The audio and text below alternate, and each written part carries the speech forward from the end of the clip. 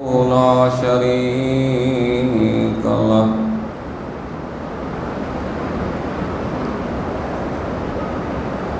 وأشهد أن محمدا عبده ورسوله وأرسله بالحق بشيرا ونذيرا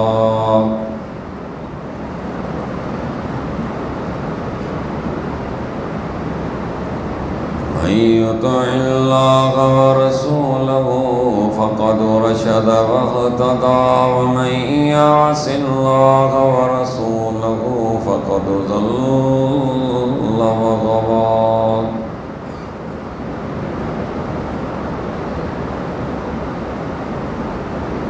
أما بعد فإن خير الحديث كتاب الله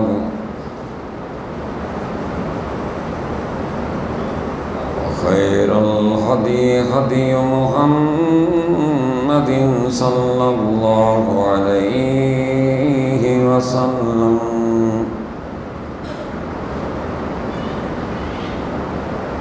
وشر الأمور محدثاتها فإن كل محدثة بدعة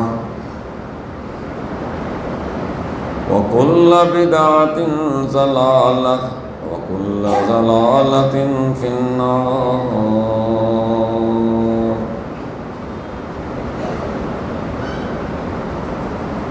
اللهم صل على محمد وعلى آل محمد كما صليت على إبراهيم وعلى آل إبراهيم إنك حميد مجيد. اللهم بارك على محمد وعلى آل محمد كما باركت على إبراهيم وعلى آل إبراهيم إنك حميد مجيد.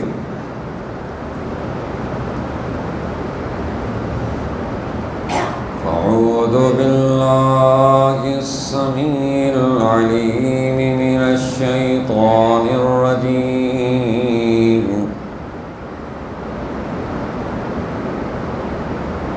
بسم الله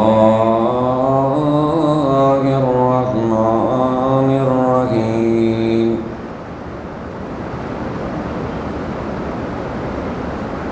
يا أيها النبي قل لأزواجك وبناتك ونساء المؤمنين يدنين عليهن بجلابيبهن ذلك أدنى أن يعرفن فلا يؤذين.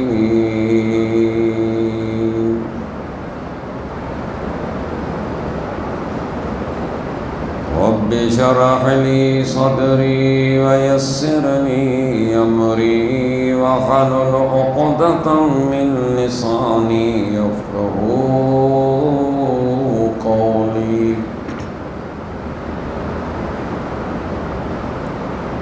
ہر قسم کی تعریف حمد و ثنا بزرگی بڑائی اللہ وحدہ لا شریک کے لیے ہے، جو اس پوری کائنات کا تنہا خالق اور مالک ہے۔ بے حساب درود سید المرسلین رحمت للعالمین، ساقی کوثر احمد مجتبیٰ محمد مصطفیٰ صلی اللہ علیہ وسلم کی ذات گرامی پر ہوں، جن کو اللہ تعالیٰ نے اس پوری کائنات کے لیے رحمت بنا کر مبعوث فرمایا۔ مختصر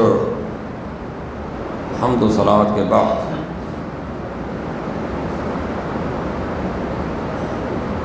معزز سامعین اکرام، انتظامیہ کی طرف سے حیا اور شرم کے متعلق موضوع دیا گیا ہے۔ موضوع بڑا ٹف ہے، ناراض نہیں ہونا۔ موضوع دیا ہے پر برداشت بھی کرنا، یہ بھی بتا دوں، سمجھ گیا؟ کیونکہ دور حاضر میں حیا ہے کہاں، یہ بتاؤ، دکھاؤ تو صحیح۔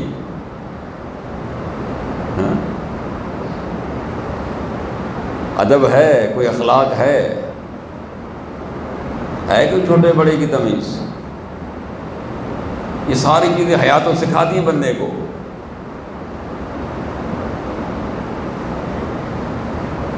قرہ بن ایاس رضی اللہ عنہ بیان فرماتے ہیں کہ نبی اکرم صلی اللہ علیہ وسلم کی محفل میں صحابہ بیٹھے ہوئے تھے۔ اس محفل میں حیا کا ذکر چھڑ گیا۔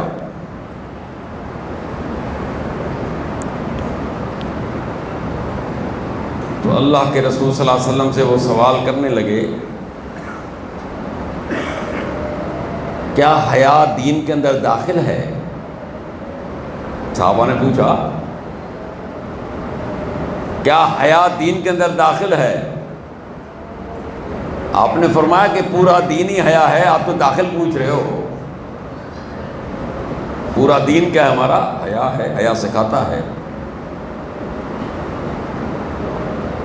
صحیح مسلم کی دوسری روایت آپ نے فرمایا کہ ایمان کی شاخیں ہیں، شعبے ہیں، 60 سے کچھ اوپر، 70 سے کچھ اوپر، دو روایتیں ہیں، 70 سے کچھ اوپر، 60 سے کچھ اوپر۔ کون میں سب سے افضل جو ہے لا الہ الا اللہ، یہ دین کا اساس ہے، یہ دین کا بنیاد ہے۔ یہ پہلا شعبہ، پہلی شاخ جو ہے وہ کلمہ توحید ہے، جس کے بغیر بندہ مسلمان نہیں، جس کے بغیر بندہ جنت میں نہیں جائے گا۔ من شہد اللہ الہ الا اللہ وان محمد رسول اللہ حرم اللہ علیہ النار۔ مسلم کی روایت ہے کہ جس بندے نے اس بات کی گواہی دی کہ اللہ کے سوا کوئی معبود نہیں، محمد صلی اللہ علیہ وسلم اللہ کے رسول ہیں، اس پر اللہ نے جہنم کو حرام قرار دے دیا ہے، اس لیے سب سے پہلے نمبر پر ہے۔ وہ ادنا حقا کے ایمان کا چھوٹے میں چھوٹا کیا ہے شعبہ؟ کہ راستے سے تکلیف کی چیزوں کو ہٹانا۔ آپ جا رہے ہیں راستے میں، دیکھا یار کانٹا پڑا ہوا ہے، آپ نے دیکھا پتھر پڑا ہوا ہے، آپ نے دیکھا شیشہ پڑا ہوا ہے، آپ نے دیکھا کہ ایسی چیزیں جس سے چلنے والوں کو، گزرنے والوں کو نقصان ہو سکتا ہے، اس کی گاڑی بھی پنچر ہو سکتی ہے، بندے کو پاؤں میں بھی لگ سکتا ہے، بندے کو نقصان ہو سکتا ہے، آپ نے اٹھا کے سائیڈ میں کر دیا۔ یہ بھی ایمان کا حصہ ہے۔ یہ نہیں کہ 1000 گز آپ کے پاس ہے لیکن لیٹرین ہم نے بنانی روڈ پر ہے، ماشاءاللہ، کیا خیال ہے؟ کسی طبیعت ہے میری آپ کی؟ 1000 گز میرے پاس ہیں، 500 گز ہیں، لیکن نیت کیا ہے کہ لیٹرین جو بنے گی وہ لوگوں کے راستے میں بنانی ہے، تاکہ لوگوں کے راستے کو تنگ کرنا ہے، آنے جانے کو۔ تو اللہ کے بندے اتنی جگہ تمہارے پاس پڑی ہے، اس کا کیا نہیں، لوگوں کو تنگ کرنا ہے۔ یہاں لوگوں کے لیے آسانی بتائی جا رہی ہے اور تم نے لوگوں کو تنگ کرنا شروع کر دیا۔ کتنا فرق ہے؟ حیا میں شعبۃ الایمان۔ پھر آخر میں آپ نے فرمایا کہ حیا ایمان کا ایک شعبہ، ایک شاخ ہے۔ حیا جو ہے یہ ایمان کا حصہ ہے، اس کو باہر مت نکالیے گا۔ ایک دفعہ صحیح بخاری کی روایت ہے کہ نبی اکرم صلی اللہ علیہ وسلم گزرے، ایک انصاری اپنے چھوٹے بھائی کو نصیحت کر رہا ہے، یار تم ہر چیز جو ہے نا حیا کر دیتے ہو، تم شرم کی وجہ سے یہ بھی کام نہیں کرتے، وہ بھی کام نہیں کرتے، تمہیں تو ہر وقت حیا ہی آتا ہے۔ آپ نے سن لیا، آپ نے کہا اس کو چھوڑ دو بھائی، حیا تو ایمان کا حصہ ہے، کیا اس کو نصیحت کر رہا ہے تو؟ ایسے اس کو کیسے کرا کہ تم حیا نہ کرو، جب حیا اس میں نہیں رہے گا، اذا لم تستحی فاصنع ما شئت، فرمایا کہ جب حیا تیرے اندر سے نکل جائے پھر جو تیرا جی چاہے کرتا رہ، کیونکہ حیا ایک ایسی چیز ہے جو بندے کو روکتی ہے، اور آپ نے تو حیا ختم کر دی تو رکاوٹ تو ختم ہو گئی نا آپ کی، کہ اس کو چھوڑ دو، اس کو حیا میں رہنے دو۔ پھر یاد رکھیں حیا کی دو قسمیں ہیں، حیا کی دو قسمیں ہیں، ایک حیا تو فطری ہے اور دوسرا حیا ہے ایمانی۔ کتنی ہے؟ ایک حیا فطری ہے۔ فطری حیا سے مراد یہ ہے کہ ایک بچہ ہے وہ بھی اپنے کپڑے اتارنا پسند نہیں کرتا، اس کے اندر فطرت ہے۔ چھوٹا بچہ جو ہے جب سمجھدار ہوتا ہے تو اس کو وہ اپنی سطر کو جو ہے نا ڈھانپنا شروع کرتا ہے، کہتا ہے نہیں یہ کوئی نہ دیکھے۔ یہ کیا ہے آپ کی؟ یہ فطری حیا، یہ بندے کے اندر ہے۔ اس کے قرآن بھی کہتا ہے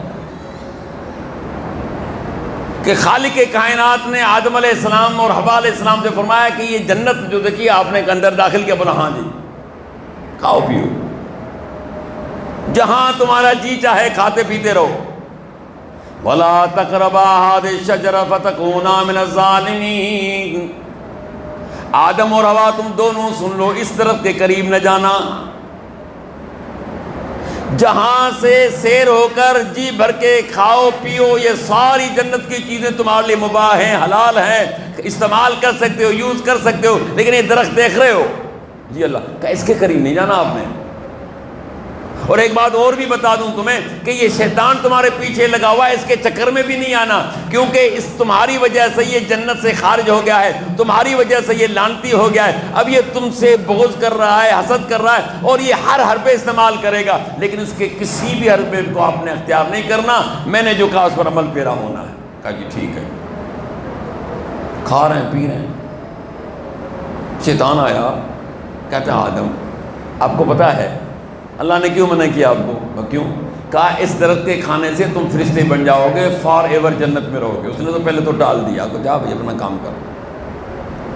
آخرکار یہ آہستہ آہستہ آہستہ قسمیں اٹھاتا رہا، قاسم، اللہ کہتا ہے قسمیں بھی اٹھائیں، بڑی یقین دلائی، جہاں تک کہ حوا علیہ السلام کے پاس آ گیا کہ آدم کو سمجھاؤ کہ میں تمہارا خیر خواہ، میں تمہارا دشمن نہیں ہوں۔ آخر اماں حوا نے کھانا شروع کر دیا، ابھی تو کچھ نہیں ہو رہا، بتا دیا تو میں تو کھا رہی ہوں، اچھا چلو ہم بھی کھا لیتے ہیں۔ اللہ فرماتے ہیں کہ انہوں نے بھی چکھ لیا، فَلَمَّا ذَاقَ الشَّجَرَةَ، فرمایا کہ جب انہوں نے درخت کو چکھ لیا، فَبَدَتْ لَهُمَا سَوْآتُهُمَا، ان کے کپڑے سارے اتر گئے، جنت کے جو کپڑے میں نے دیے تھے ان کی وجہ سے، کھانے کی وجہ سے اتر گئے، اور پھر کیا کیا کہ جنت کے بڑے بڑے پتے جو تھے اس سے اللہ کہتے ہیں اپنے آپ کو چپکانے لگے، اپنے آپ کو ڈھانپنے لگے کہ یہ کیا ہو گیا، یہ فطری چیز ہے، یہ ڈھانپنا، یہ سطر کو ڈھانپنا یہ فطری چیز ہے۔ کہا کہ یہ کیا ہو گیا؟ اللہ نے آواز دی، آدم میں نے تمہیں منع نہیں کیا تھا، میں نے آپ سے کہہ بھی دیا تھا، میں نے بارہا تمہیں سمجھایا تھا کہ اس کے چکر میں نہ آنا، لیکن آ گئے۔ ربنا ظلمنا انفسنا وان لم تغفر لنا وترحمنا لنکونن من الخاسرین، وہی رب کو پکارنے لگے، اللہ ہم دونوں نے اپنے اوپر زیادتی کی ہے، غلطی تو ہو گئی ہم سے، کیا کروں؟ اگر آپ نے رحم نہ کیا، اگر آپ نے بخش نہ کیا تو ہم نقصان اٹھانے والوں میں سے ہو جائیں گے۔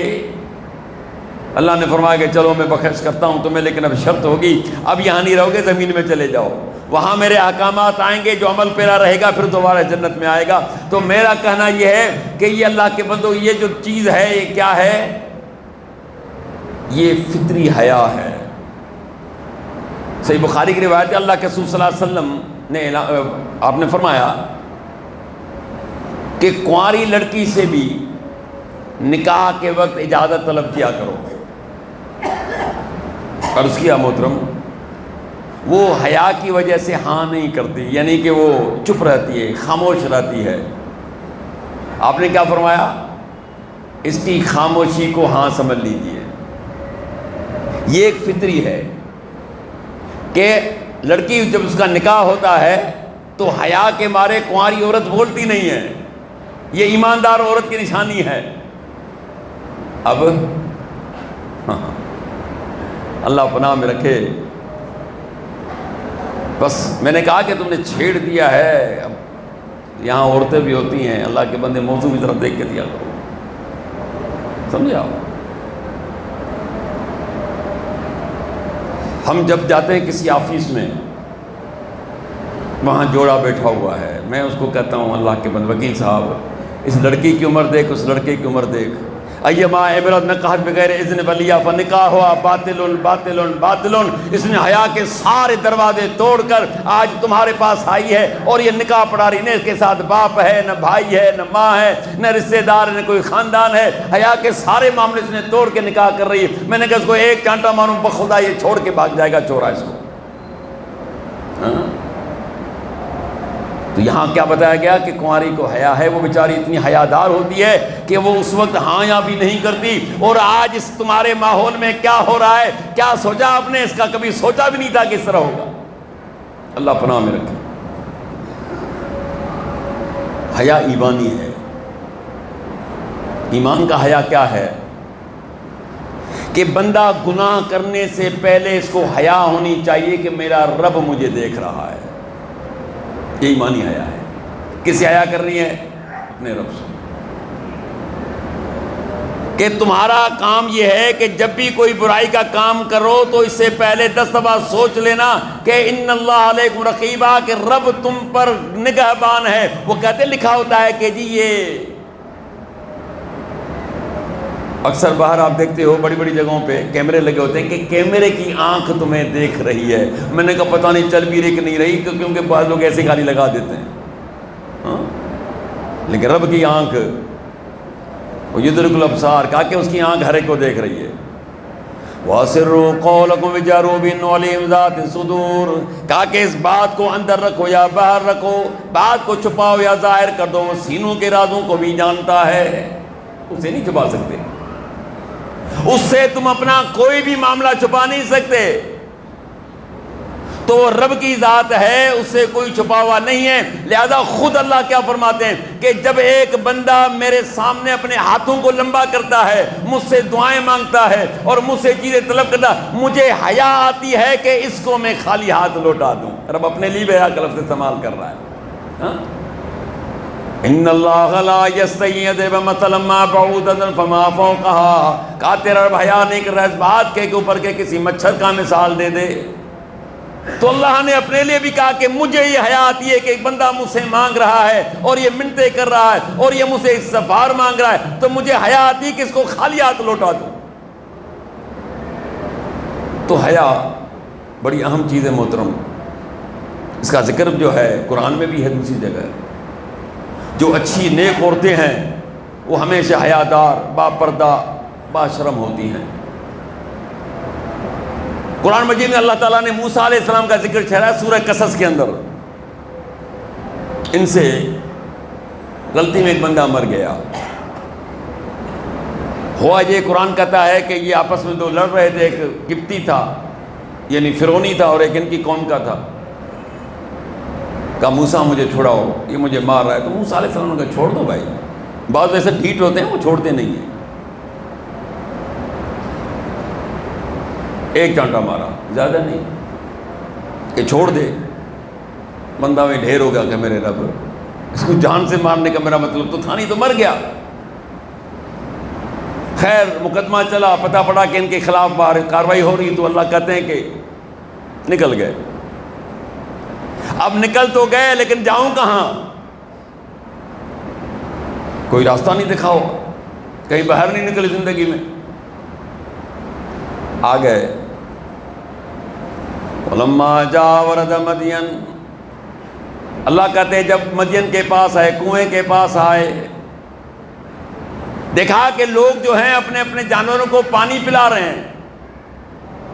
وَجَدَ مِن دُونِ امْرَأَتَيْنِ تَذُودَانِ، کہا کہ دو عورتوں کو دیکھا جو اپنے جانوروں کو روکے ہوئے ہیں۔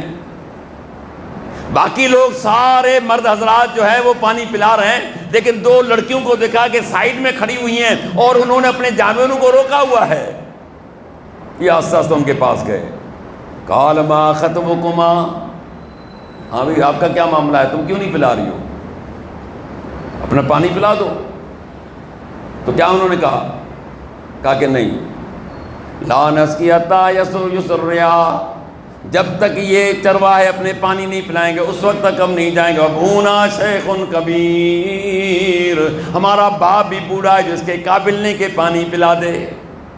ہم بحالت مجبوری اپنے جانور لے کے آئی ہیں، لیکن ہم انتظار کر رہی ہیں کہ جب تک یہ مرد حضرات یہاں سے نہیں ہٹیں گے اس وقت تک ہم نہیں پانی پلاتی۔ ہم گیدرنگ میں نہیں جائیں گے، مرد و عورت تمہاری گیدرنگ ہوئے ہوئے آپ کی شادیاں ہوتی ہیں خدا کے لیے، دیکھو تو صحیح کس طرح تمہارے ایک ساتھ ہوتے ہیں۔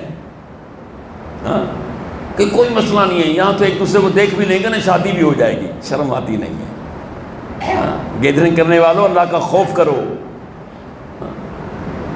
کہ یہاں قرآن بتا رہا ہے کہ یہ عورتیں کتنی باحیا ہیں، اس لیے کھڑی ہوئی ہیں کہ مرد جائیں۔ آج دیکھو کہ یہ عورتیں ماشاءاللہ بن ٹھن کے ایسے مردوں کے بیچ میں خرامہ جا رہی ہیں، اور یہ اپنے لیے لازم سمجھتی ہیں کہ شانہ بشانہ مردوں کے چلنا ہے، ان کے بیچ میں رہ کے ہم نے کام کرنے ہیں، اور جو مردوں کے کام ہیں وہ سارے مردوں نے بھی ان کے حوالے کر دے کہ جاؤ۔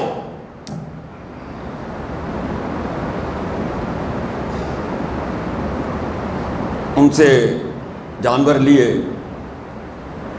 اور پانی پلا دیا۔ فسقا لہما، قرآن کہتا ہے کہ ان کو پانی پلایا۔ ثم تولی الیہ ذل، کہا کہ اس کے بعد سائے کی طرف آگے لڑکیوں سے کہا کہ لے جاؤ اپنے جانوروں کو۔ وہ ڈور جو نکالنے والا تھا یہ دو چار بندے بڑی مشکل سے نکالتے، انہوں نے ایک ہی ہاتھ سے کھینچ کے نکالا۔ کہا بھائی کیا اللہ نے طاقت دی تھی، جبھی تو ایک چانٹے سے بندہ مر گیا، سمجھ گیا۔ اب لڑکیوں سے کہا کہ آپ چلی جاؤ، آپ کا کام ہو گیا ہے، لیکن کیا فرماتے ہیں؟ رب لما انزلت الی من خیر فقیر، او میرے رب آپ نے جو آج تک مجھ پہ مہربانی بھلائی کی، آج تیرا بڑا محتاج ہوں۔ کون کرا محتاج؟ او اللہ کا نبی ہے، کہتا ہے کہ آج میں تیری بھلائی کا محتاج ہوں، آج میں بے گھر ہوں، بے سر و سامان ہوں، مجھے کوئی پتہ نہیں، کوئی میری منزل نہیں، کوئی میرا گھر نہیں، میں نے کہاں جانا ہے، کہاں ٹکنا ہے، کس کے گھر پہ جانا ہے۔ ایسے اللہ کہتے چھاؤں میں آگے بیٹھ گئے، ایسی پریشانی کی حالت میں کہاں جاؤں؟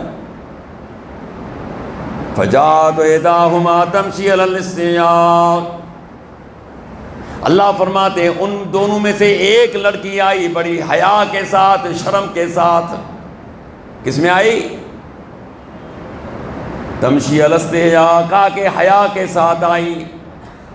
قال ان ابوک، فرمایا کہنے لگی کہ میرا ابا تمہیں بلا رہا ہے، لیجزیک اجر ما سقیت لنا، تاکہ آپ کو وہ مزدوری دے جو آپ نے ہمارے ساتھ جانوروں کو پانی پلایا ہے۔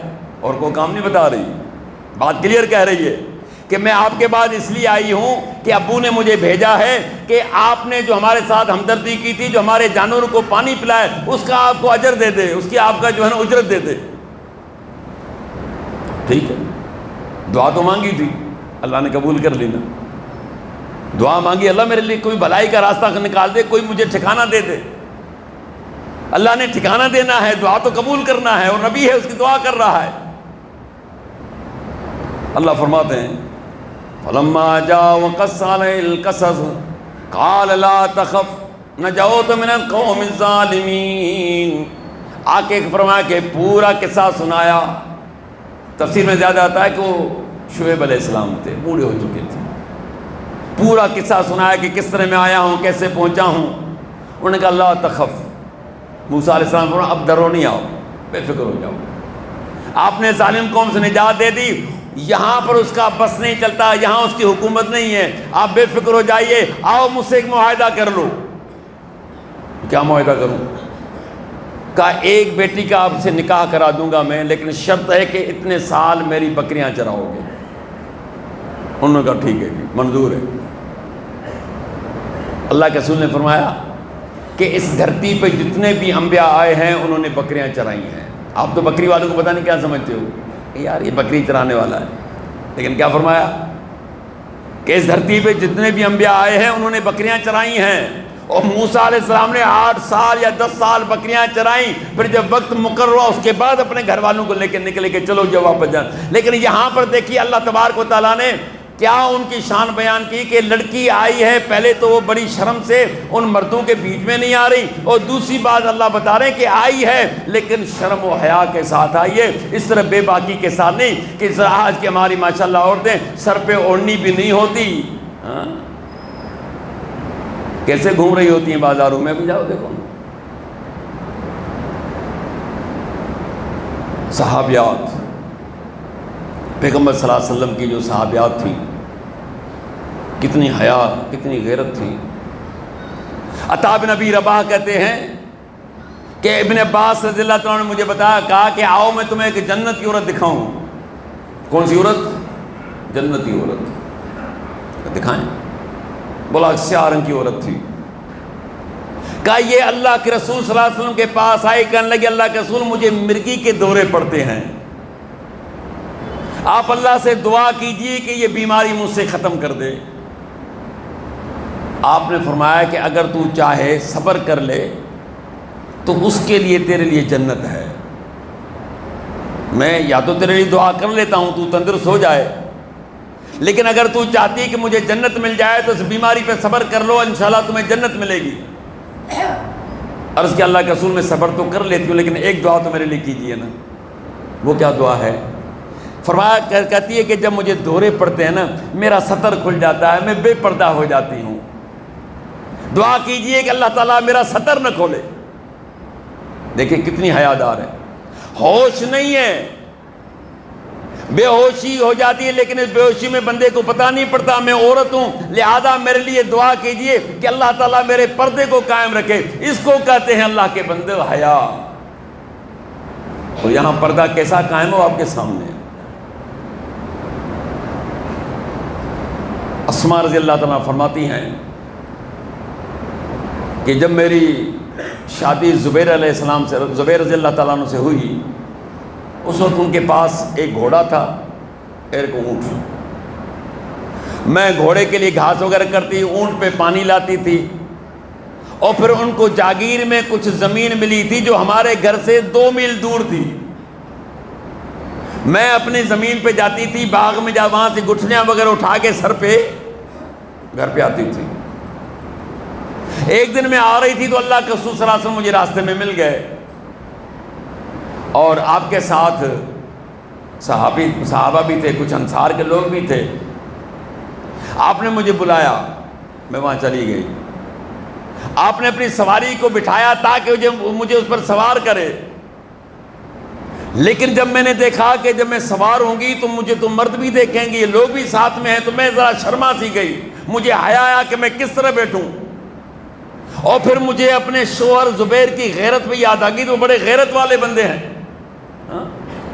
اور میں اللہ کے رسول کے ساتھ اونٹ میں تو بیٹھ جاؤں گی اور لوگوں کی نظروں مجھ پہ پڑتی رہیں گی۔ اور اللہ کے رسول نے جب محسوس کیا کہ میں حیا کر رہی ہوں تو آپ نے بھی کہا اچھا تو چھوڑ دے، تو جا ویسے جا پیدل، کوئی مسئلہ نہیں۔ اس کو کہتے ہیں حیا۔ حالانکہ سواری کس کی ہے؟ آپ صلی اللہ علیہ وسلم بی بی عائشہ کی بہن ہے اسماء رضی اللہ عنہ۔ اللہ کے رسول صلی اللہ علیہ وسلم کے ساتھ بیٹھنا ہے، لیکن شرم یہ آ رہی ہے کہ میرے سامنے بیٹھ تو جاؤں گی، لیکن یہ لوگ جو ہے، یہ انصاری جو مجھے نوجوان دوسرے بھی مجھے دیکھتے رہیں گے، اگر میرا شوہر مجھے اس طرح دیکھ لے، وہ کتنا غیرت والا بندہ ہے کہ یہ میری عورت کس طرح آئی۔ اس کو کہتے ہیں حیا۔ ایک دفعہ اللہ کے رسول صلی اللہ علیہ وسلم نے ارشاد فرمایا، خالق کائنات اس بندے کی طرف نگاہ رحمت سے نہیں دیکھے گا جس کی چادر، جس کی سلوار ٹخنوں کے نیچے ہوگی۔ اللہ تعالیٰ اس بندے کی طرف نگاہ رحمت سے نہیں دیکھے گا کہ جس کی سلوار، جس کی چادر ٹخنوں کے نیچے ہوگی۔ اور صحیح مسلم کی روایت تو مشہور ہے، کئی دفعہ سن چکے ہو۔ ابو ذر رضی اللہ تعالیٰ بیان فرماتے ہیں، اللہ کے رسول صلی اللہ علیہ وسلم نے فرمایا کہ جزا کے دن 3 بندے ایسے ہوں گے اللہ تعالیٰ ان کی طرف نگاہ رحمت سے نہیں دیکھے گا، انہیں پاک و صاف نہیں کرے گا، اور ان کے لیے دردناک عذاب ہوگا۔ لا یکلم اللہ، نہ ان سے بات کرے گا، نہ ان کی طرف نگاہ رحمت سے دیکھے گا، اور نہ انہیں پاک و صاف کرے گا، ان کے لیے دردناک عذاب ہوگا۔ کہتے کہ جب یہ میں نے اللہ کے رسول کی زبان سے سنا، میں نے کہا خوابوا و خسروا من هم یا رسول اللہ، یہ لوگ تو تباہ و برباد ہو گئے، یہ ہیں کون؟ قال منفق السلعۃ لحلف الکاذب، ایک وہ بندہ جو جھوٹی قسمیں اٹھا کر اپنے سامان کو بیچتا ہے۔ وہ کاروباری حضرات سن لو، کئی دفعہ سن لو، پھر بھی آج سن لو، رمضان میں سن لو۔ کیا کرتا ہے کہ گاہک کو مطمئن کرنے کے لیے، اس کی جیب سے پیسہ نکالنے کے لیے، پیسہ بٹورنے کے لیے، اس کو چکر دینے کے لیے، اس کو بیوقوف بنانے کے لیے قسمیں اٹھاتا ہے کہ یہ چیز اوریجنل ہے، مجھے اتنے مل رہے تھے، میں نے دیا نہیں، لیکن آپ کو میں دے رہا ہوں۔ اچھا، بڑی مہربانی کر رہے ہیں آپ، اتنے مہربان کیوں ہو رہے ہو؟ آپ نے فرمایا قسم سے تمہاری بکری تو ہو جائے گی، لیکن ایک چیز کا دھیان رکھنا، برکت نکل جائے گی۔ 1,00,000 کی بکری ہو گئی، وہ میرے بھائی برکت نکل گئی تو کس کام کے؟ تو قسمیں اٹھا کر بیچو مت، جو نصیبیں مل کر رہے گا۔ اور فرمایا المسبل، اپنے سلوار کو، اپنے اور تہبند کو، اور اپنے، آج کل جو ہے نا ہمارے ہاں زیادہ تر پتلون پائی جاتی ہے۔ 3 چیزیں ہمارے پاس ہیں پاکستان میں سمجھتا ہوں۔ ایک تو چادر لوگ باندھتے ہیں، اور سلوار زیادہ چلتی ہے، یا 2-4 الفاظ پڑھ گیا تو بابو جو ہے وہ بیچارہ پینٹ شرٹ پہنتا ہے، پتلون پہنتا ہے۔ حالانکہ یہ پتلون مجھے پتا ہے کہ آپ کتاب میں پڑھیے کہ جو کارخانوں میں کام کرتے تھے، جو ملوں میں کام کرتے تھے، کہ یار سلوار جو کپڑا اڑ جائے گا، کہیں اس میں پھنس نہ جائے، تو ان کو جو ہے نا تھوڑے سے تنگ کپڑے پہنائے جاتے تھے تاکہ یہ اس کے ساتھ چپٹے رہیں اور آگے پیچھے۔ لیکن ابھی نماز میں بھی ماشاءاللہ یہی پہن کے آتے ہیں۔ وہ کچھ تو حیا کرو۔ آپ کہیں گے پھر مجھ سے سوال کرو کہ مولانا جائز ہے ناجائز؟ یار میں جائز ناجائز کی بات تو نہیں کر رہا، بات تو حیا کی کر رہا ہوں۔ میں نے کب کہا جائز ناجائز؟ میں نے کہا کہ بات یہ ہے کہ حیا کا موضوع ٹف موضوع ہے، مشکل موضوع ہے، دل پہ لگنے والا ہے، پھر مائنڈ نہ کرنا کہ مولوی صاحب کیا کہہ رہے ہیں۔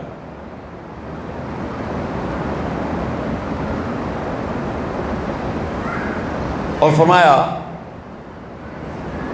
تیسرا بندہ المنان، احسان کر کے احسان جتلانے والا۔ کسی پر احسان تو کیا ہے، زندگی پر اس کو رسوا کرتا پھرتا ہے۔ یا ایھا الذین آمنوا لا تبطلوا صدقاتکم بالمن والأذی، او ایماندارو اپنے صدقات اور خیرات کو ضائع مت کرو کسی کو تکلیف دے کر یا کسی کو احسان جتلا کر۔ یہ ضائع کرنے والی بات ہے۔ تو اللہ کے رسول نے کیا فرمایا کہ خالق کائنات اس کی طرف نہیں دیکھے گا۔ تو ام سلمہ رضی اللہ عنہ فرماتی ہیں اللہ کے رسول، ہم عورتوں کا مسئلہ، ہماری چادر جو ہے وہ تو ہمیں تھوڑی زیادہ چھوڑنی پڑتی ہے، تو آپ نے فرمایا کہ ایک بالش جو ہے لگا دو تم، کوئی مسئلہ نہیں۔ کہنے لگے ایک بالش سے بھی جو ہے نا ہمیں زیادہ ضرورت ہے۔ آپ نے فرمایا ایک ہاتھ کر لو، کیونکہ ایک بالش سے ہمارے پاؤں ظاہر ہو جائیں گے۔ کیا ہوں گے؟ پاؤں ظاہر ہوں گے۔ حیا ہے کہ نہیں؟ وہ یہ نہیں چاہتی کہ کوئی ہمارے پاؤں، چہرہ تو دور کی بات ہے، کوئی پاؤں میں نہیں دیکھے ہمارا۔ وَلَا يَضْرِبْنَ بِأَرْجُلِهُنَّ لِيُعْلَمَ مَا يُخْفِينَ مِنْ زِينَتِهِنَّ، قرآن میں کہتا ہے اور تو جب زمین پہ چلو، جب کہیں جانا ہو تو زمین پہ جو زور زور سے پاؤں مت مارنا۔ کیوں؟ ایسا نہ ہو کہ تمہارے پاؤں کی زینت ظاہر ہو جائے۔ رب بھی نہیں چاہتا کہ آپ کے پیزاب کو، پازیب کوئی دیکھے۔ رب بھی نہیں چاہتا کہ آپ نے جو ہے نا خامخواہ پاؤں میں بھی مہندی لگا رکھی ہے۔ میں تو اس کو خامخواہ ہی کہوں گا کہ یہ خامخواہ لگا رکھی ہے، تو یہ بھی جا کے خامخواہ کوئی دوسرے مردوں کی نظر پڑ جائے گی۔ اس لیے اگر تم نے جانا بھی ہے تو کم از کم جو ہے نا اپنے آپ کو چھپا کے نکلو۔ رب بھی یہ کہتا ہے کہ اپنے پاؤں کی زینت نہ دکھا، تو کیا خیال ہے کہ چہرے کی زینت کھلے عام دکھاتی پھرو گی؟ حیا کا تقاضا تو یہ ہے کہ پاؤں بھی میرا نہ دیکھے عورت کا۔ اور یہاں سبحان اللہ. یا ایھا النبی قل لازواجک وبناتک ونساء المؤمنین یدنین علیہن بجلابیبہن ذالک ادنیٰ یعرفن فلا یؤذین. او میرے پیغمبر صلی اللہ علیہ وسلم، آپ اپنی گھر والیوں سے کہیے، آپ اپنی بیٹیوں سے کہیے، آپ مسلمان عورتوں سے کہیے کہ جب بھی گھر سے نکلیں تو اپنا کپڑا اوڑھنی ڈال کر نکلیں تاکہ یہ پہچانی جانے تکلیف نہ آئے. قرآن تو یہ کہہ رہا ہے. آپ تو کہتے ہوئے دقیانوسی چیز ہے. وہ نہیں بابا، اپنا چہرہ کیا چھپانا ہے؟ رب کہتا ہے چہرہ چھپا لو، آپ کہتے ہو کہ ہم نے نہیں چھپانا. یہ سراسر بغاوت ہے کہ نہیں اللہ کے اس کے رسول کے ساتھ؟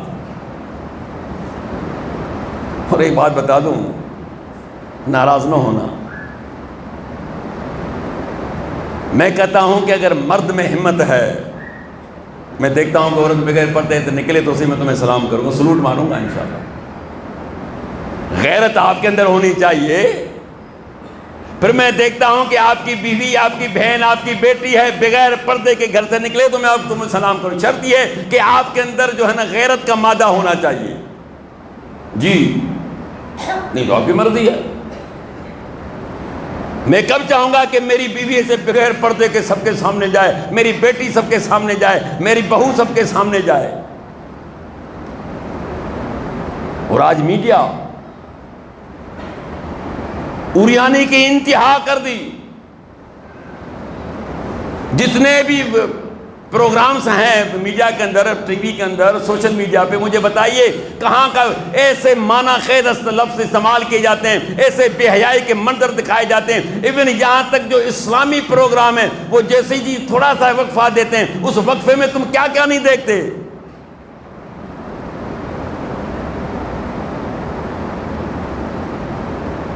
ایک سمجھے کہ یقین جانیے کہ سمندر ہے بے حیائی کا، ایک طوفان ہے بے حیائی کا. حیا کے ساری چیزیں ہم نے ختم کر دی.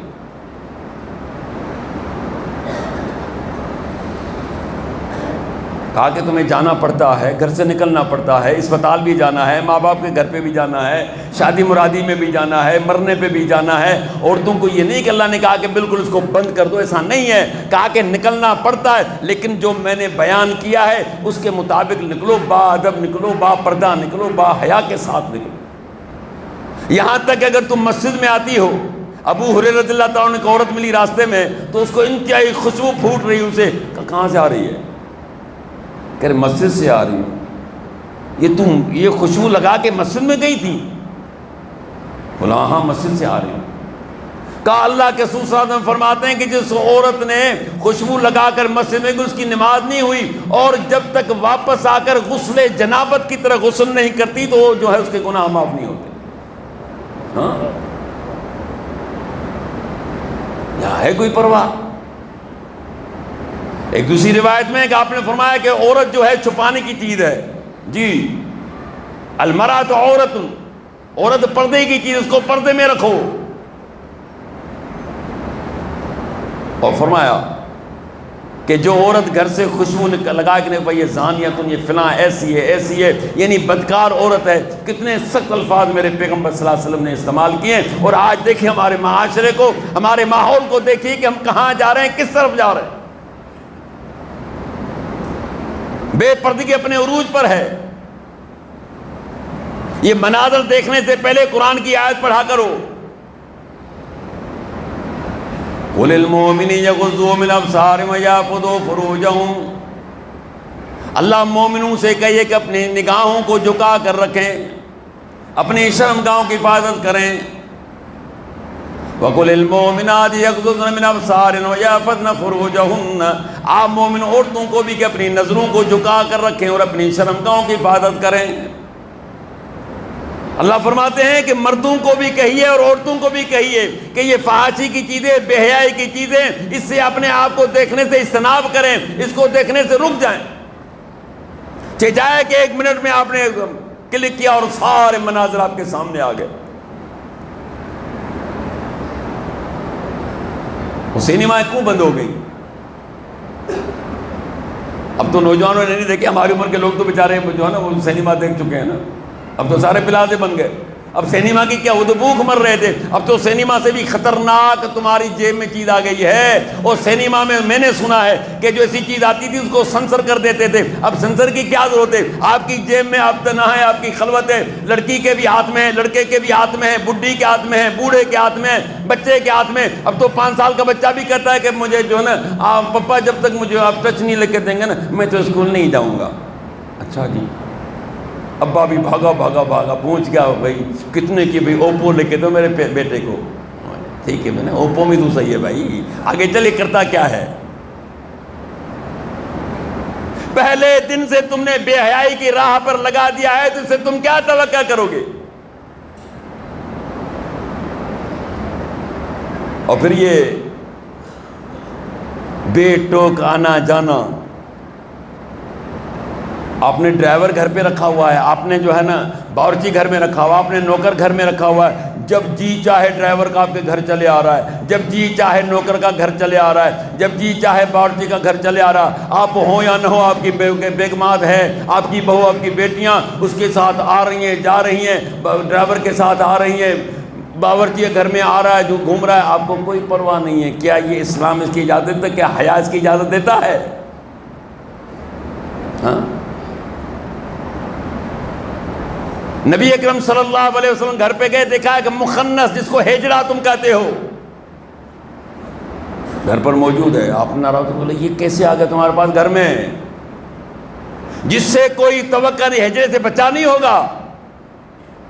یہ تمہارے مصنوعی ہجڑے نہیں تھے، جو آج ہجڑے نہیں ہیں وہ مصنوعی ہیں، وہ حقیقی ہے جو اس کو واقعی ہجڑا تھا۔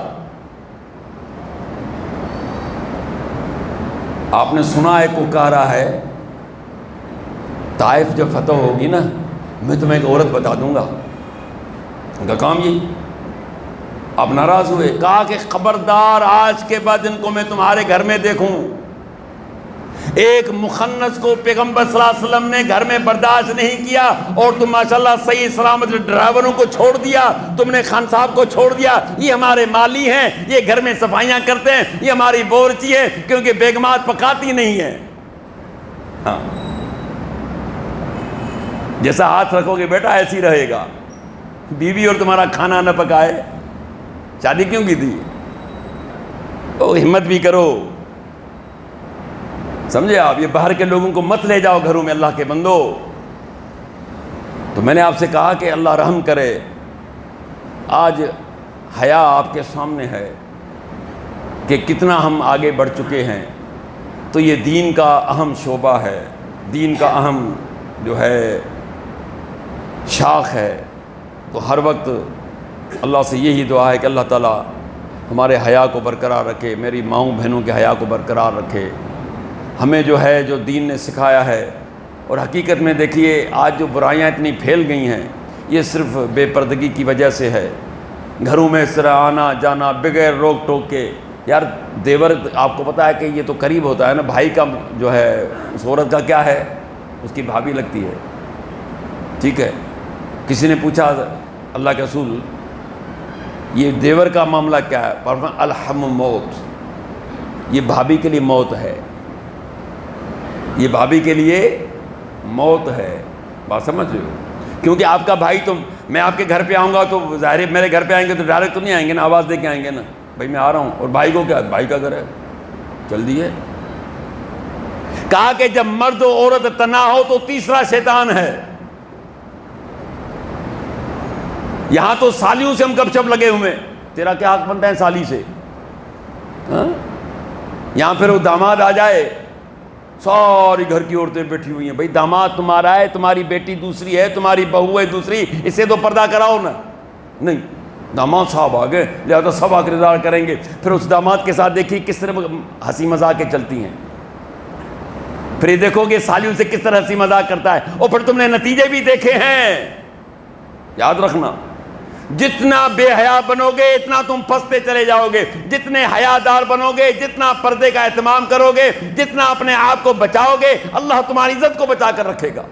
جتنا آپ ڈھیلے بن جائیں گے، سست بن جائیں گے، کاہل بن جائیں گے اور آنکھیں میچ لیں گے کو چلو جی کوئی نہیں، بچے ہیں، اور بچے نہیں ہیں، آج 10 سال کے بچے کو پروسیس کا معلوم ہے، یقین جانیے یہ تمہاری جو موبائل آ گئی ٹچ میں، اسے پتہ ہے کہ عورت کیا ہے، 10 سال کے بچے کو بھی معلوم ہے۔ وہ دور چلا گیا میری آپ کے جو ہے نا کہ 15-20 سال تک بھی معلوم نہ ہو کہ معاملہ کیا ہے. یاد رکھیے ابھی آپ ایڈوانس دور میں ہیں جی. تو بہرحال میرے اگر الفاظ آپ کو سخت لگے ہوں تو آپ کی مرضی ہے، میں معافی نہیں مانگوں گا جی. یہ میرا فرض بنتا ہے کہ میں چیز بیان کروں تاکہ اللہ تبارک و تعالیٰ مجھے اور آپ سب کو، ہم مسلمان ہیں، ہم غیرت مند، ایسی کوئی بات نہیں ہے، لیکن اس کی نشاندہی کرنا ضروری ہے کہ آج ہمارے معاشرے کے حالات کیا چلے جا رہے ہیں، کس طرح کس نہج میں پہنچ گئے، اللہ اس کے رسول کے تقاضا کیا ہیں اور ہمارے تقاضا کیا ہیں، ہم کس طرح چل رہے ہیں. تو اللہ مجھے اور آپ کو صحیح معنی میں قرآن و سنت پر عمل کرنے کی توفیق عطا فرمائے. وآخر دعوانا ان الحمد للہ رب العالمین.